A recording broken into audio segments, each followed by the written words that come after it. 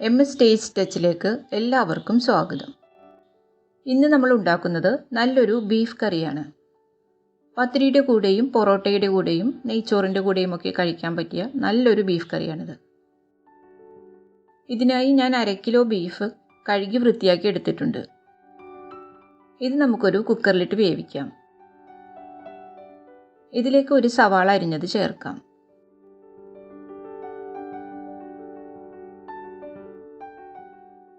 ഒരു ടീസ്പൂൺ ഇഞ്ചി വെളുത്തുള്ളി ചതച്ചതും, ഒരു ചെറിയ തക്കാളി അരിഞ്ഞതും, കുറച്ച് കറിവേപ്പിലയും, 1 ടീസ്പൂൺ മുളക് പൊടിയും, 1 ടീസ്പൂൺ മല്ലിപ്പൊടിയും, 1/4 ടീസ്പൂൺ മഞ്ഞൾപ്പൊടിയും, ആവശ്യത്തിനുള്ള ഉപ്പും ചേർത്ത് ഇതൊന്ന് മിക്സ് ചെയ്യാം.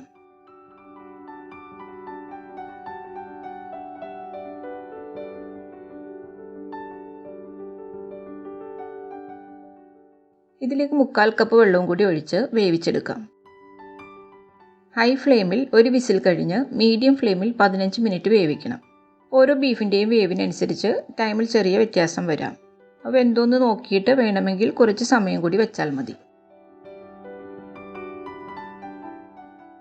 ഇപ്പോൾ 15 മിനിറ്റ് ഒക്കെ കഴിഞ്ഞു. ഇതിൻ്റെ സ്റ്റീമൊക്കെ നന്നായി പോയിട്ടുണ്ട്.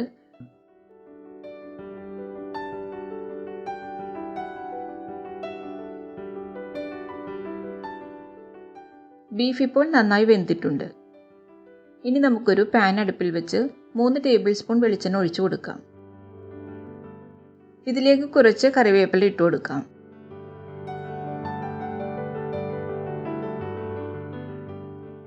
ഒരു ടീസ്പൂൺ ഇഞ്ചി വെളുത്തുള്ളി ചതച്ചതും 2 പച്ചമുളക് നെടുകെ കീറിയതും ചേർത്ത് വഴറ്റി കൊടുക്കാം. ഇതിൻ്റെ പച്ചമണം മാറുന്നത് വരെ വഴറ്റണം. ഇനി ഇതിലേക്ക് 20 ചെറിയ ഉള്ളി അരിഞ്ഞത് ചേർക്കാം.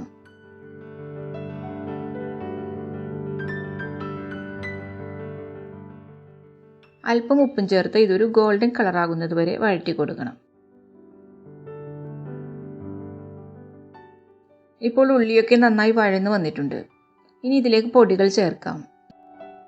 1 ടീസ്പൂൺ മല്ലിപ്പൊടിയും, 1.5 ടീസ്പൂൺ കാശ്മീരി മുളക് പൊടിയും, 1/4 ടീസ്പൂൺ മഞ്ഞൾപ്പൊടിയും, 1 ടീസ്പൂൺ ഗരം മസാലപ്പൊടിയും, 1/2 ടീസ്പൂൺ കുരുമുളക് പൊടിയും ചേർത്ത് പൊടികളുടെ പച്ചമണമൊക്കെ ഒന്ന് മാറുന്നത് വരെ വഴറ്റണം. ഇനി നമുക്കിതിലേക്ക് വേവിച്ച് വെച്ചിരിക്കുന്ന ബീഫ് ചേർക്കാം.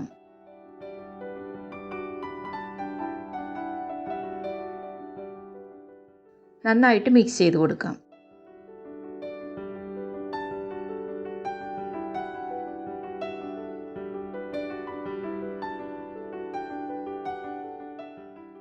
ഇനി ഇത് അടച്ചു വെച്ച് 5 മിനിറ്റ് വേവിക്കാം.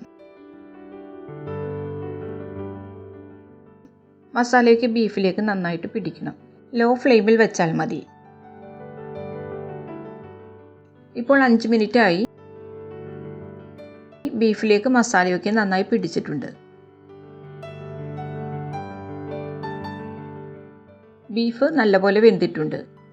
ഇനി കുറച്ച് കറിവേപ്പിലയും കൂടി ചേർത്ത് കൊടുക്കാം. നല്ല തിക്ക് ഗ്രേവിയോട് കൂടിയിട്ടുള്ള ഒരു കറിയാണിത്. എല്ലാവരും ഉണ്ടാക്കി നോക്കി ഫീഡ്ബാക്ക് അറിയിക്കണം. വീഡിയോ ഇഷ്ടപ്പെട്ടാൽ ലൈക്ക് ചെയ്യാനും ഷെയർ ചെയ്യാനും സബ്സ്ക്രൈബ് ചെയ്യാനും മറക്കരുത്. Thank you.